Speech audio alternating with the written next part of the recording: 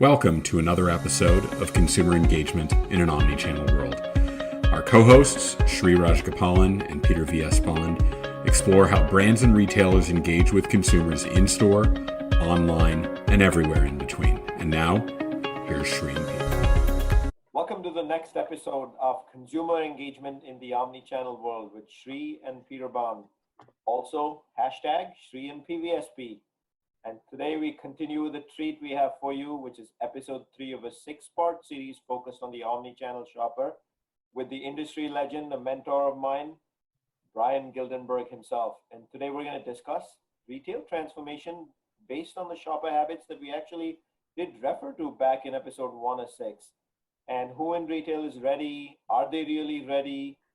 Is Amazon really successful in this space and things of that nature? So Bryan, could you please introduce yourself for us? Absolutely, yeah. Hey there, everybody. I'm Bryan Gildenberg. I'm the SVP of Commerce for the Omnicom Retail Group. The Omnicom Retail Group is a collection of agencies within Omnicom that specialize in retail in all its forms. Probably known best for the brands it trades under, the Integer Group, Tracy Locke, Haygarth, TPN, and TMA. Prior to that, for about 23 years or so, I was involved in the retail research world over at Kantar, and for a long time oversaw our research on brick and mortar and digital retail around the world. Thank you, Bryan. And I've had the luxury of working with many of those agencies, by the way, across the brands that yes, you certainly have worked together on. So the first thing here, when we really talk about retail transformation based on these new, and I think you said we shouldn't think of things radically changing in terms of shopper habits, but what's sure is what they shop for has somewhat gone more digitally penetrated versus what it was before, and what they aren't shopping for. Private label is somewhat taking on somewhat of a new role, and exposure for the first time. So if taking Amazon to the side, who do you think from a retail perspective is setting themselves up well during the last 3 months and for the future? Oh, I think there's some pretty clear winners in the consumables category, and then we'll look at sort of what I call non-consumable retail. But the biggest winner is just looking at the math in terms of consumables. I mean, Walmart's done extremely well, and then Sam's Club has done very, very well from an omnichannel point of view. And you always knew eventually that at some point Costco's systematic underinvestment in e-commerce as a platform would probably start to be a bit of a problem. Right now, I think if you look at Costco, I think a lot of the benefit that they've gotten out of e-commerce recently has had to depend on Instacart, which unfortunately, given where Costco's buildings are, ran into some capacity issues that hurt their ability to deliver a proposition to shoppers through the online world. So Walmart, Sam's Club, Target, and Kroger have all done really, really well, accelerating their omnichannel business. I think the other retailers that have done, the other 3 retailers, and then Dollar General, not necessarily through digital, but just through strong brick and mortar presence, and the fact that their shopper actually, of all the shoppers in America, may have more money in their wallet during this time than they normally do. They've done really well. I would also just throw out Home Depot and Lowe's, who have obviously had particularly strong periods of time as people stare at things in their house that need fixing and finally decide to fix them. So. All right. My question to you is a little provocative. Shoppers love Instacart because it's a homogeneous experience and it's easy for them to switch retailers. Retailers hate Instacart because it's a homogeneous experience. And they have no unique customer experience. Who's going to win in this battle? And if it's the consumer, how is the retailer going to deal with that? Well, in a shocking surprise, because this is the way that every single showdown between what consumers want and what businesses feel like selling ever goes, consumers going to win. That's just it's just too bad. I think the other thing is that Instacart just, I think it's I can't remember which guru of investing it is that says it's because look, in the end, just don't bet against a good product. The world's simple sometimes. Instacart's a good product, and Instacart also has a critical mass of retailers that don't want to solve e-commerce themselves, and the 2 biggest ones in that ecosystem are Costco and Aldi. And it's always hard to, and there's a lot of reasons for that which are too boring to get into right now, but if you assume that Costco and Aldi are going to continue to solve their e-commerce thing through Instacart. That's going to give them critical mass, and I think that's going to work. I do think there's an opportunity for retailers to do interesting things through Instacart, and Albertsons tried this actually. I thought this was a great idea. I don't think it worked, but they tried setting up an organic store on Instacart. So is this a separate store? No, it's just a regular Albertsons store. But all they did was curated the assortment within the Instacart experience to make you feel like you were shopping at an organic only store by just only offering you through that banner a subset of what was available in the core Albertsons store. That's a really good idea. And as I said, it may not have worked, but things like that, I think there are ways to create retailer distinctive experiences through Instacart. I just don't think anybody's thinking about it yet. I would say that you're spot on, and particularly with respect to the retailers that have their own e-commerce, they're not going to walk away from Instacart because there's too much consumer demand. But also Instacart, to some degree, the platform is, strangely enough, even better. A great example is Instacart has an image carousel, Safeway Albertsons doesn't. Yeah. And we know the visual component of the product page is one of the most important. If you've never actually seen the product or physically held it, that's going to be critically important. So I think that Instacart's here, to your point, to say. Yeah, the speed and consistency of the Instacart interface, particularly if you use it across multiple retailers, is also a big value proposition. I still feel, folks, that Instacart is highly undervalued and devalued by the entire CPG industry. I agree. It is a fatal mistake that's going to cost scale brands heavily in the long run.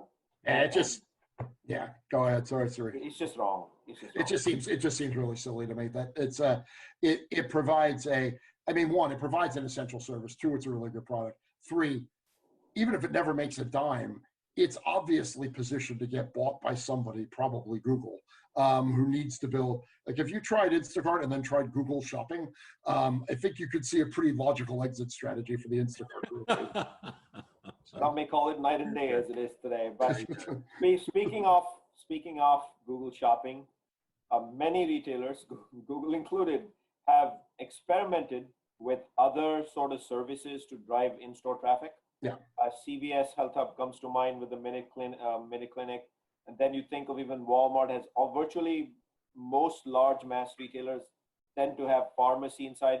But all those extra services they have depend on in-store trips. Do you see any changes coming there? Because what's gotten impacted in the last 3 months is in-store trips. No, I don't.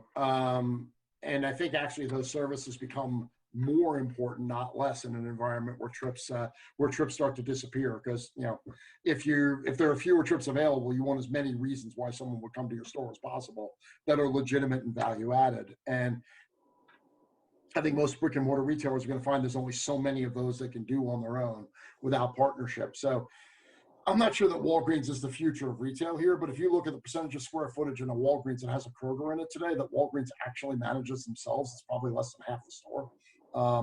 That's not hard to imagine as a world. And when you look at the market that's had very little growth in brick and mortar retail for 20 years, it's Japan. And if you look at a Japanese retail store, it's a collection of independent retail entities that are all run basically by a store whose primary job it is to be a landlord. So I'm not saying we're going that far, but yes, I think in-store services is going to be a huge and growing part of retail value propositions, both their own and of every Macy's. Well, yeah, now you got to do that in a sensible way. The CVS Health Hub. I mean, CVS is a healthcare company that occasionally is a retailer. So Health Hub makes a ton of sense for them. And for Walgreens, the flip side is true. They have enormously convenient real estate that they're just not as well positioned to optimize as Kroger is. So why not? What Macy's has done is different, which is tried to create an economic story by giving people an opportunity to sell stuff rather than by actually selling stuff. That model never works if somebody's trying to sell stuff next to you. So it only works if everybody's just trying to make money buying stuff. So Bryan, one of the thing that hit me hard just a few seconds ago when you said it was the Japanese model. I feel it's the one rare country in the world. Most of the world is shifting from offline to online. Japan got great penetration with Rakuten quite a while ago.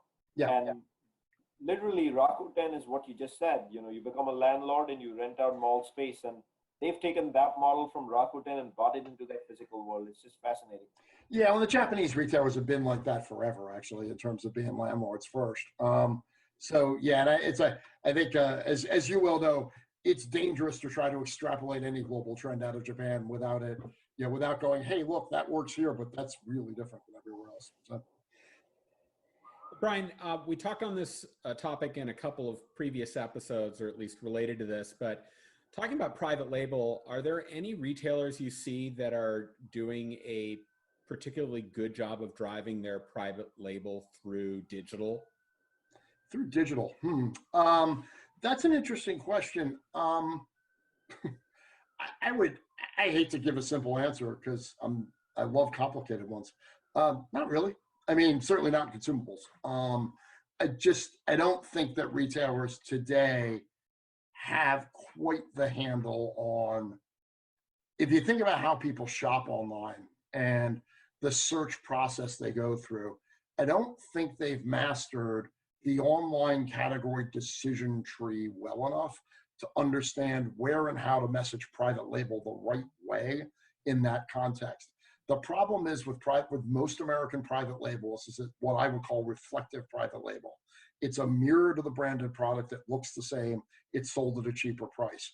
It needs the light of the brand to be seen. And in e-commerce in America today, so much of what you're looking at is one item at a time, deep dives into that without that other item, it's really hard to appropriately value the private label product. And I know that, Peter, you were talking about that there are some retailers that are starting to get creative about this and get better around content. And that's a different type of relationship that a private label is going to have to the consumer, which is basically then it's a brand. It just happens to be owned by a retailer. I think in online, that's going to work better than that mirror image private label, because in the end, when you click to the item page, you're literally relying on the shopper to remember what the price point was of the brand, unless you actually put the brand next to the private label, which nobody seems to want to do, but which would probably make a ton of sense. Yeah, I think the listing pages for retailers and the digital shelf is very different. It's not a brand block capability. It's much more item for item living by themselves. And yes, the more they can build trust and authenticity into that experience through badging, through visual imagery, through ratings and reviews, the better chance they have of doing it. So I think there are some, I think Target's really starting to move in that direction. They've got so many own brands, and the way they can display their content is. I would caution everybody about getting too excited about Target's private label in anything that isn't designed. They've really struggled with it over the years. And I think in the end, the challenge you've got, and they're starting to get better about this, is that the best retailer private labels to me are the physical manifestation of the idea of the retailer in the form of a product. That's what Kirkland Signature is, right? If you ask somebody to describe Costco, it's Kirkland Signature. So it's the same thing. Target's equity is hard to translate to a repetitive purchase environment. And this is one of the things they've always grappled with. No matter how cool and fun the design is, it's Good and Gather right now, I think is their most recent private label, right? Target's equity isn't about goodness and gathering. Like, that's just not what it is. Like, it's not why you go to Target. They've just, especially in consumables, they've just really struggled with what used to be their simple nomenclature around bringing fashion to food.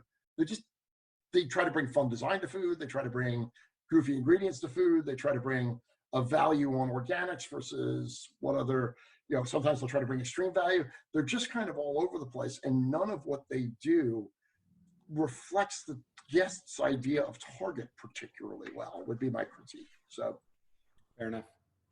So Bryan, keeping in spirit with the theme of retail transformation in the whole industry as such, the CPG industry and its partnership with the CPG industry, do you think retailers truly understand that the causals or the drivers of this new behavior, which are really search, content, SEO, what you choose to sell, what case packs you do it in, ratings and reviews, your user experience, which we talked about earlier, versus lobby, NCAP, display, Department 82, planogramming? Do you think retailers totally get this? No. Not at all. No, I don't think. And I don't think the brands do either. I mean, I think the brands are learning. Yeah, I mean, you've got 50 years of category management that needs to get reinterpolated towards a medium that doesn't display categories. It's hard, and it's hard for the manufacturers and it's hard for the retailers. No, I mean, I think the only way I think Amazon's gotten really good at optimizing it through a boat ton of data and an algorithmic centric approach to it that allows you to optimize choices. But I don't know that Amazon's got a real vision of where the digital shelf is going. That's just not how they think. And as opposed to everybody else, I think there's real work to do around intelligent personalization and curation. There's real work to do around understanding how shoppers actually shop online and which categories and items and events should be adjacent to one another. And, but basically what you've got right now is totally understandable, but everybody's paved the category management goat path and put the store online. So, and that's clearly not going to be the way this ends up. I've always believed that Amazon has succeeded in spite of itself and not because of itself. And it's still heavily reliant on people who bought this item also bought that item as the primary mechanism. There's not a lot of great thought behind it, but no, I think Amazon they realized that to me, it's a weird metaphor. They're kind of like an index fund, right? I mean, you've got all these people out here trying to beat the market, and all of a sudden Amazon came along and said, why don't we just build an algorithm that is the market, and have people try and beat that? And 90% of fund managers don't outperform the S&P 500 index. So, Bryan, are there one or two retailers that you think are doing particularly well at building and offering a digital shelf? I'll give you a couple of examples that where you do see it. One of which I wouldn't call out for building a digital shelf, but there are two retailers that speak mobile incredibly well, and they are unsurprisingly beauty retailers. But I think Sephora and Ulta are really worth looking at in terms of how they're able to translate their experience into mobile in a way that's really, really powerful. I think that they are by a mile the best mobile retailers in the country. And I think that matters because an overwhelming majority of American digital time is spent on a mobile device. I would say the other one historically that's been pretty good at it, and Lowe's is starting to catch up to them, but Home Depot's probably been better at this than anybody in terms of, and again, they have the luxury of being a retailer that's fairly item dependent as well. Unlike Lowe's that sells projects more than Home Depot does. Home Depot's got some elements of item dependency that have allowed it to do that. But the integration between the store and the online experience at Home Depot is still probably on balance better than most retailers in particular. So. Bryan, I was going to ask you, which retailers to follow in terms of comprehensive omni-channel experiences, but I think you just answered it. Between Lowe's, Sephora, Ulta, we've got multiple categories to follow. So I'm going to jump right forward to the next one, which is we talked a little bit about Amazon in the previous episode. And what are weaknesses or what are perceived weaknesses or shortcomings other than the user experience of the single unit each purchasing design that Amazon you see or you've heard in the industry? It's my second crack at answering this question, so I can do it more efficiently. Baskets and curation. Those are the two. Those are your two. If Amazon is Achilles, but his mom grabbed two heels when they dipped him into the water. The left heel is baskets. The right one is curation. And that's where being able to sell 10 or 12 items at a time in a really efficient, engaging, and sensible way, and selling categories that require curation. And this is where grocery is the left heel in this example, and apparel is the right. It's really hard to sell apparel without curation. But in some ways, Bryan, if that is a weakness or that is a shortcoming, and other scale retailers, that is their strength, why do they keep wanting to go back and fight the individual each's model and be able to do individual each's delivery? Every retail, as you know, Shri, you know this better than I do. Retailers will copy each other, and Walmart in particular, and God love them. But Walmart has a tendency to try to build the second best version of whatever they see, and then hope that people like it and not love it, and that they use it. So, and they did this with Sam's Club. They did this with Neighborhood Market. They've done this a number of times over the years. it's incumbent upon everybody, all of us that work with Walmart in the ecosystem, to teach Walmart how to not try to be the second best Amazon in the country, but be the best version of Walmart that they can. And when Doug talks about this, he talks about grocery and he talks about the unique capabilities that Walmart brings to the table. That's exactly the right conversation to have. But I do think that Walmart's hardwired to try and replicate the best of what it does, and that goes back to Sam Walton and the DNA of the company. And then once you've got Amazon and Walmart doing it, just everybody else kind of does the same thing, unless you're courageous enough to go, hey, you know what, there's a better way to do this, or you don't have any capital or any assets and you do what the heck. So, and that's where things like Boxed and Instacart and and Sephora and Ulta come into play. They had an opportunity. They weren't constrained by a legacy way of looking at things, I suppose. I know Peter's itching to ask you the last question of this episode, so take it away. Yeah, I'm going to jump right to it. Bryan, my background was at dunnhumby, and then I was the guy responsible for those 6-foot-long register receipts at CVS. So my question to you is, sweet. Yeah, I know, it's a dubious distinction. It'll be on my gravestone. I have no doubt. Your gravestone will be wrapped in them. That's all. Yeah, it will. They're gonna wrap me in those register receipts like a mummy. Yeah, exactly. You'll be the first person to be register tape mummified. Wonderful. So I'd like an outsider's perspective, at least from outside of me. Yeah.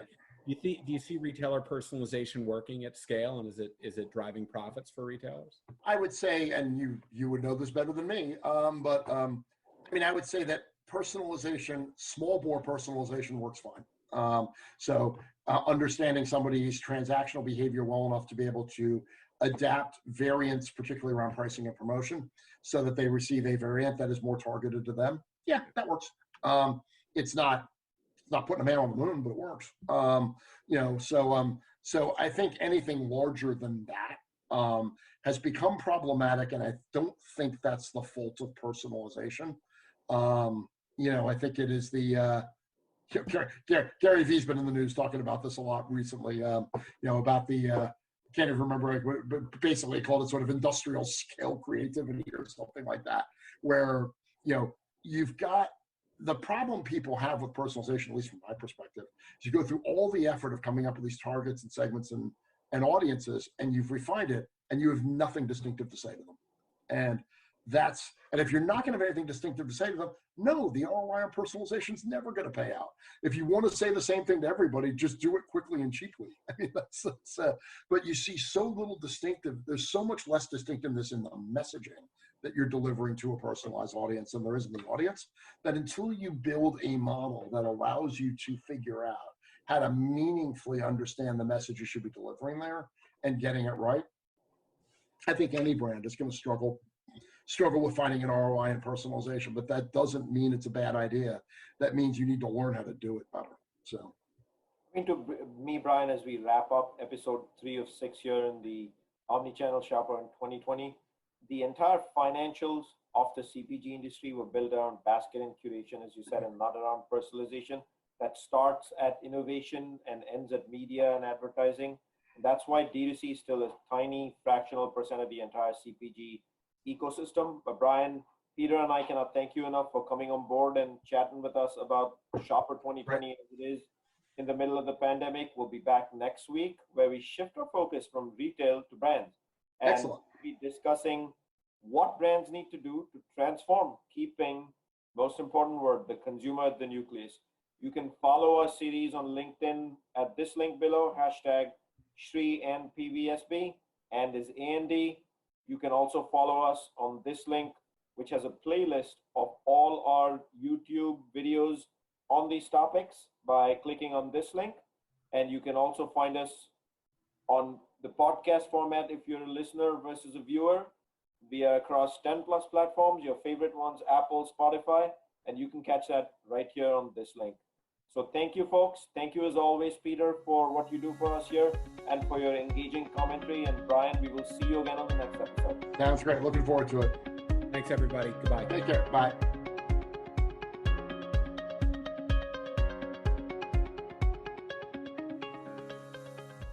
The content in this podcast episode is provided for general informational purposes only. By listening to our episode, you understand that no information contained in this episode should be construed as advice from CPG Guys LLC or the individual author, hosts, or guests, nor is it intended to be a substitute for research on any subject matter. Reference to any specific product or entity does not constitute an endorsement or recommendation by CPG Guys LLC. The views expressed by guests are their own, and their appearance on the program does not imply an endorsement of them or any entity they represent. The views expressed by CPG Guys LLC do not represent the views of their employers or the entity they represent. CPG Guys LLC expressly disclaims any and all liability or responsibility for any direct, indirect, incidental, special, consequential, or other damages arising out of any individual's use of, reference to, or inability to use this podcast or the information we present in this podcast.